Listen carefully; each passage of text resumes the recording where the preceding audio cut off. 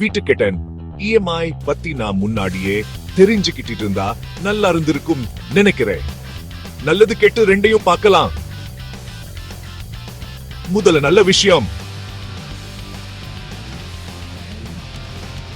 இமீனால நம்ம கனவு வீட்டை வாங்க முடியும். அதுக்குன்னு மொத்தமா தான் பணம் தேவையில்லை. கொஞ்சம் கொஞ்சமா பணம் கட்டிக்கிட்டே வீட்டுல சந்தோஷமா குடியிருக்கலாம்.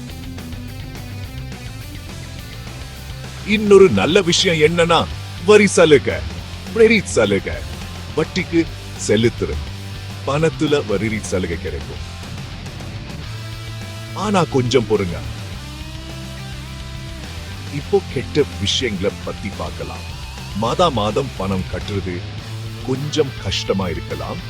சம்பளம் எல்லா மாசமும் ஒரே மாதிரி வராம இருந்தா ரொம்ப கஷ்டம். அப்புறம் வட்டி எல்லாம் சேர்ந்து வீட்டு விலையை விட நிறைய அதிகமா ஆயிடும். ஒரு மாசம் பணம் கட்ட தவறிட்டா அபராதம் கட்டணும், டென்ஷனும் ஆகுமோ. அதனால வீட்டு கடன் வாங்குறதுக்கு முன்னாடி நல்லதையும் கெட்டதையும் நல்லா யோசிச்சு பாருங்க. இமீனா நல்லதும் கெட்டதும் கலந்துதான். ஏதாவது சந்தேகம்னா கமெண்ட்ல கேளுங்க.